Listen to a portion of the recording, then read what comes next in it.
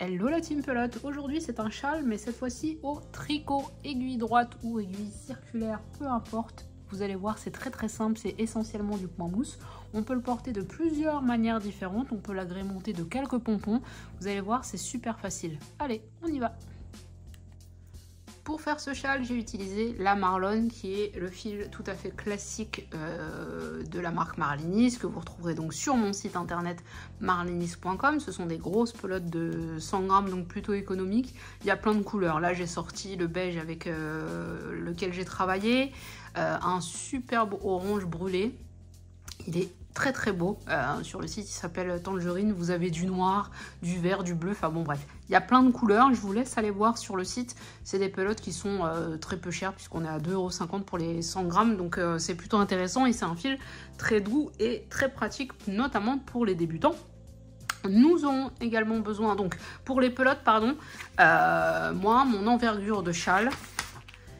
Alors c'est un châle qui va un peu être incurvé comme ça.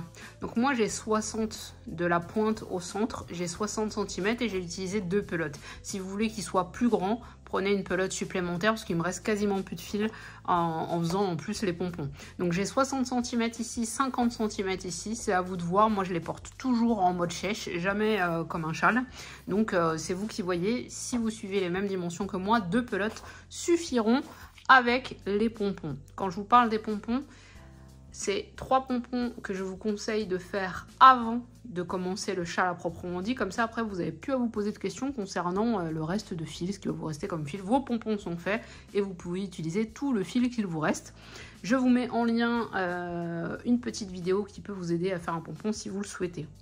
Donc, 2 à 3 pelotes selon la taille que vous voulez. On utilisera des aiguilles numéro 3,5, droite ou circulaire, ça n'a aucune importance. On aura besoin de 2 marqueurs différents.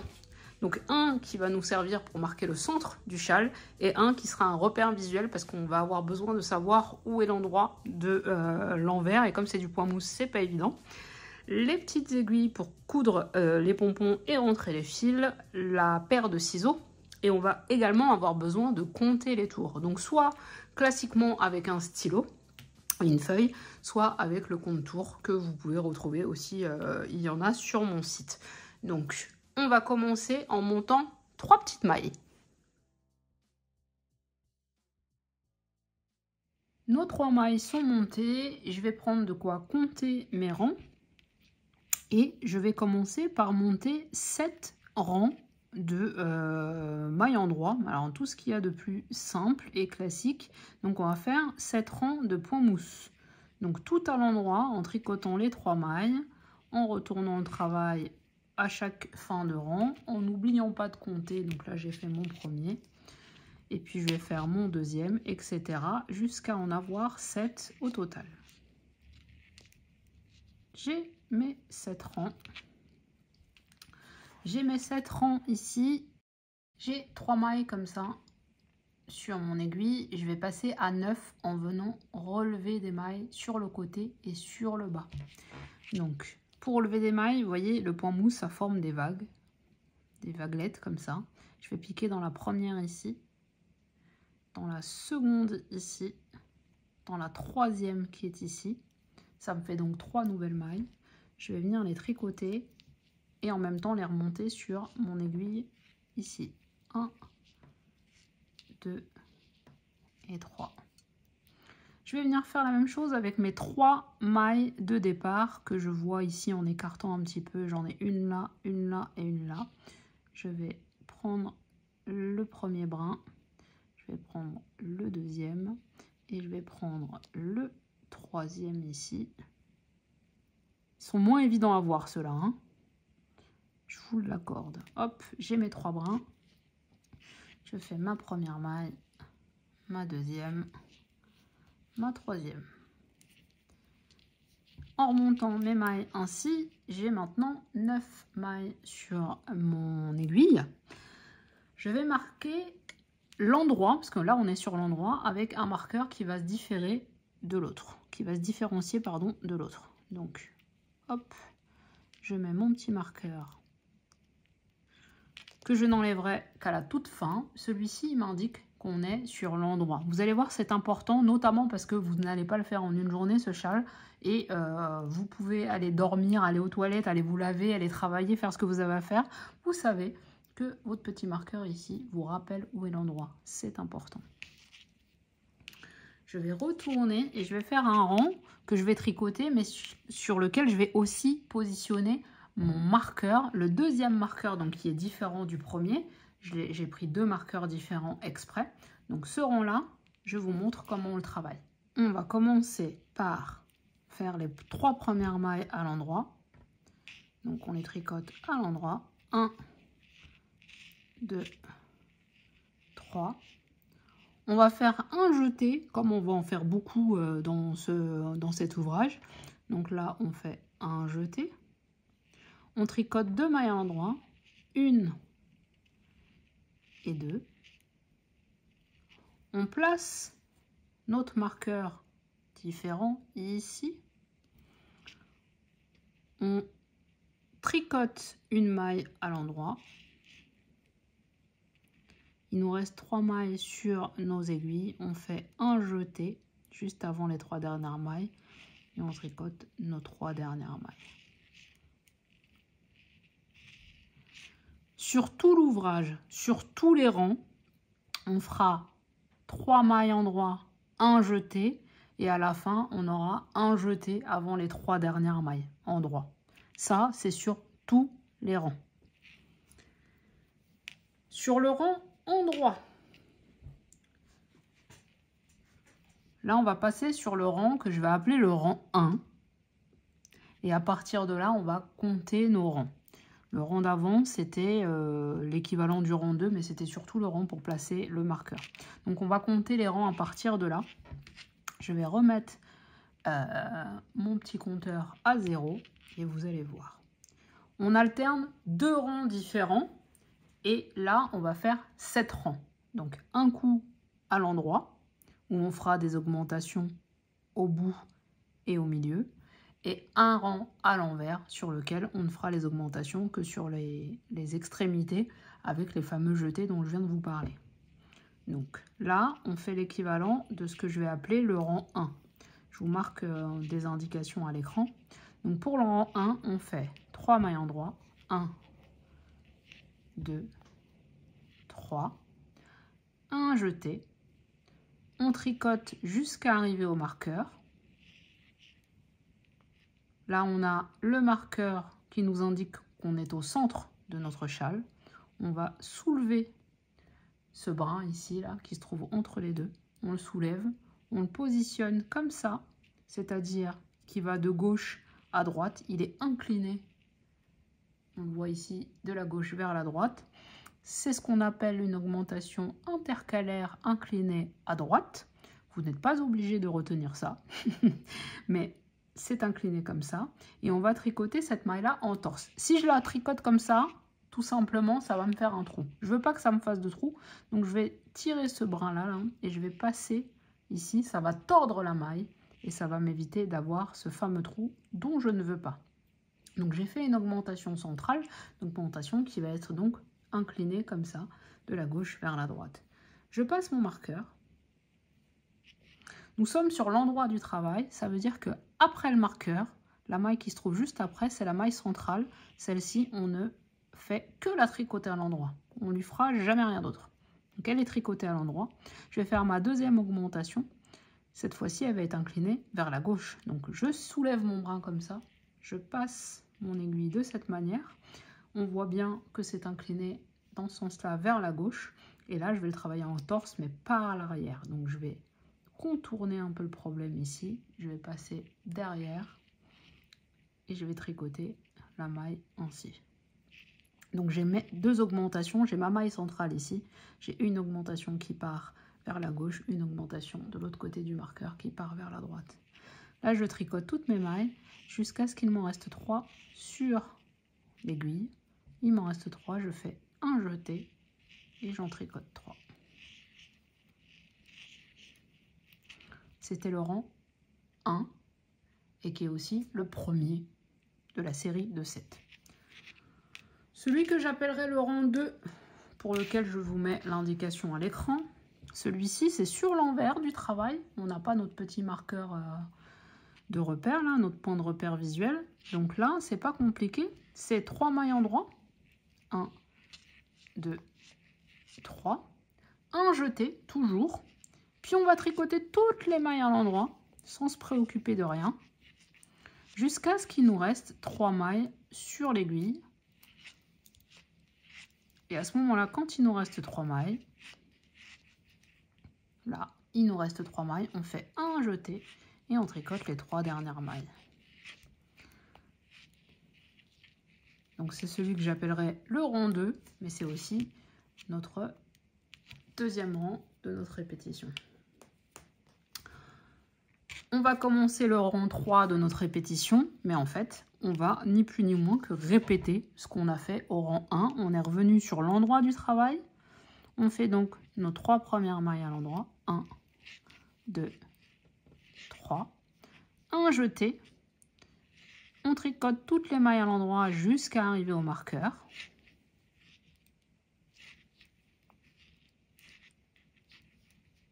Notre marqueur est là.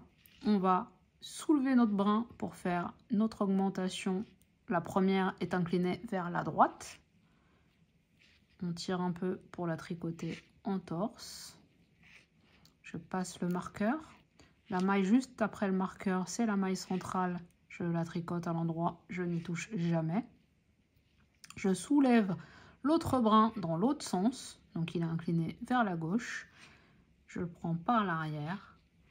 Je tricote en torse. J'ai fait mes 2 augmentations. Je continue à tricoter à l'endroit jusqu'à temps qu'il me reste 3 mailles sur mon aiguille. Il me reste 3 mailles, je fais un jeté et je tricote ces 3 dernières mailles.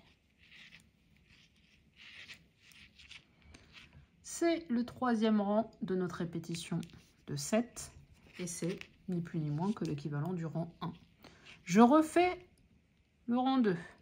3 mailles en droit. 2, 3, un jeté. Et je tricote toutes les mailles sans me préoccuper de rien jusqu'à ce qu'il me reste 3 mailles sur mon aiguille. Il me reste 3 mailles ici. Je fais mon jeté et je tricote mes 3 dernières mailles.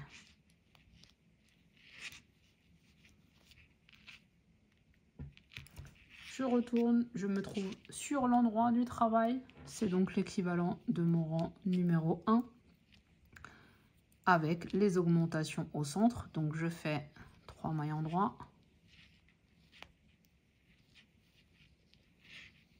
Un jeté. Je tricote toutes mes mailles jusqu'à arriver au marqueur.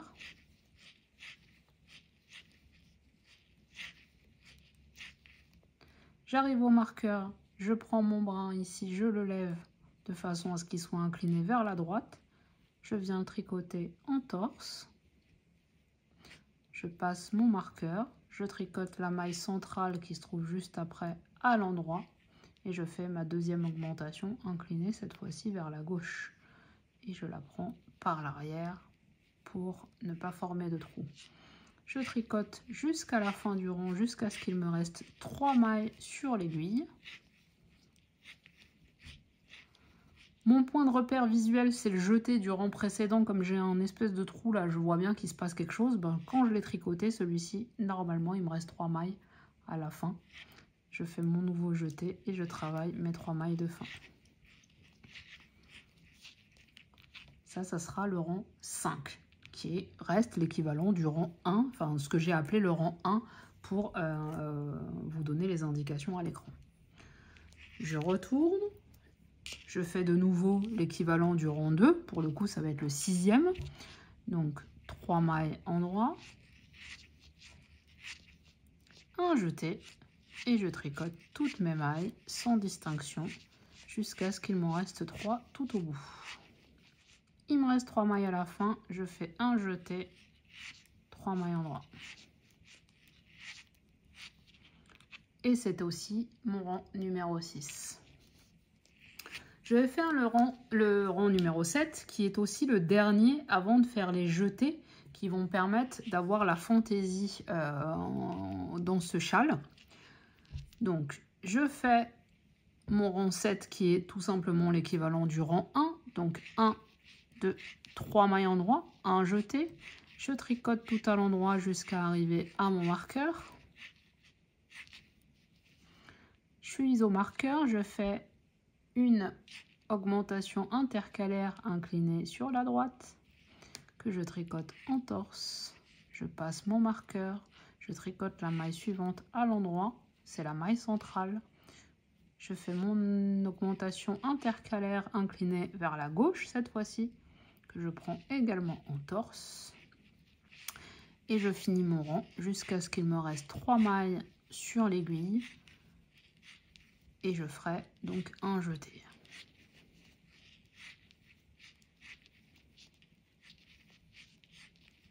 J'ai les 3 mailles ici, je fais un jeté, 1, 2, 3 mailles.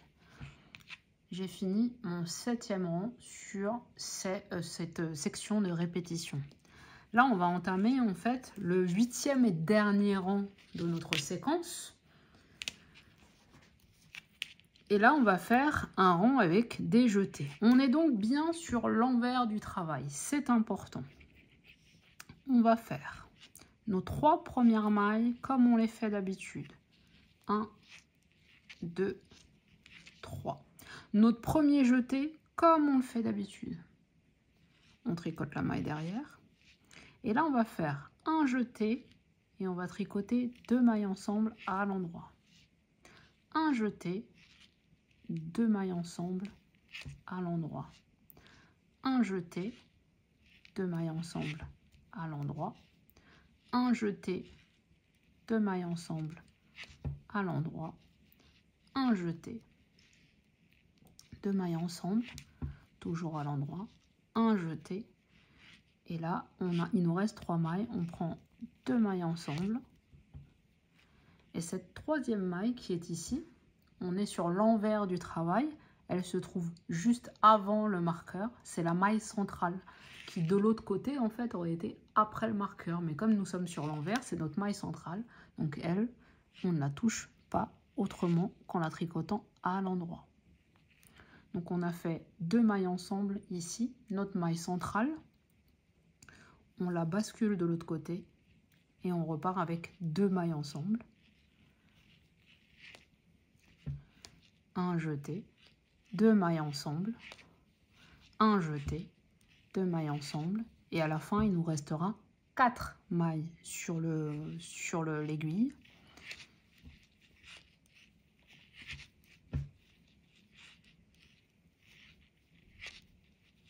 Donc là, il nous reste nos 4 mailles sur l'aiguille. On fait un dernier jeté.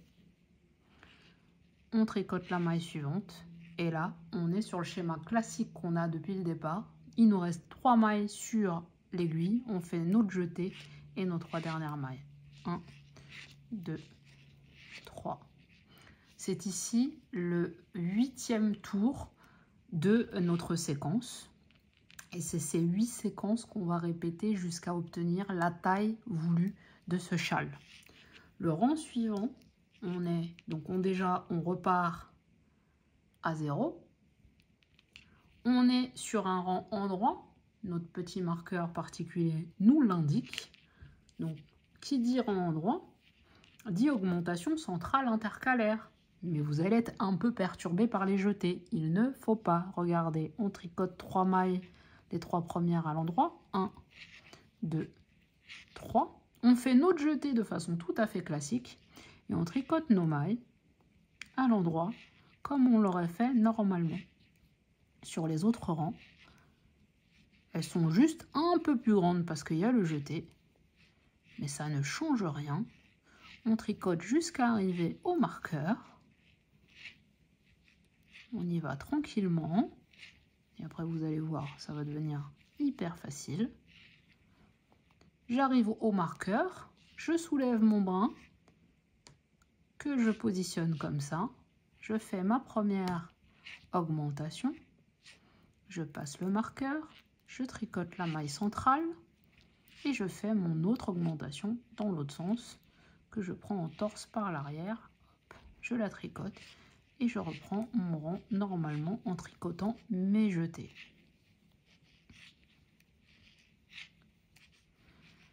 Et donc, il va me rester à un moment 3 mailles sur l'aiguille. C'est le schéma classique qu'on fait et qu'on va répéter jusqu'à la fin de notre châle. J'ai 3 mailles, je fais un jeté. Je tricote mes 3 mailles. C'est le rang 1 de ma prochaine séquence de 8 rangs.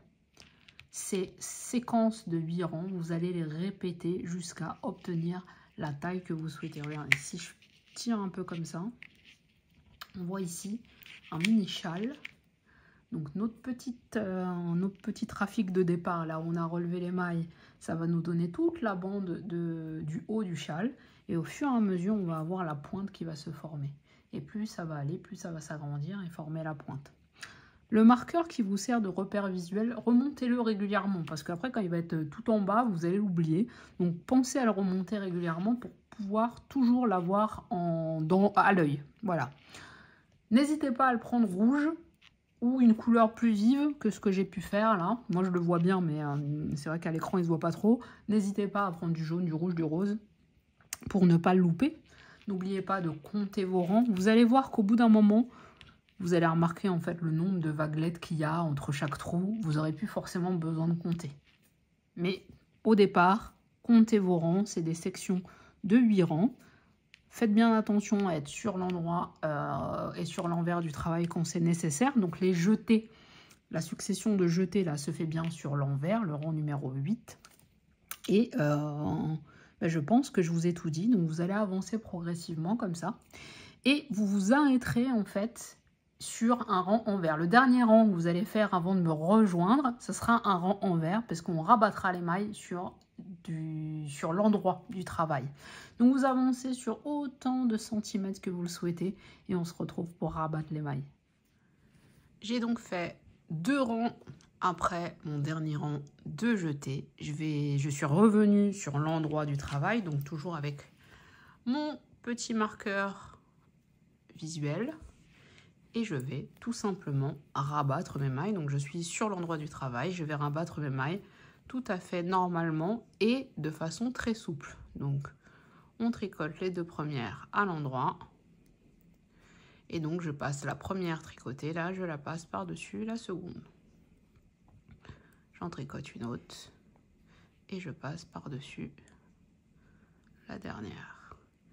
Et je vais faire comme ça toutes les mailles sans tirer, sans serrer, pour que la bordure de mon châle reste jolie et souple.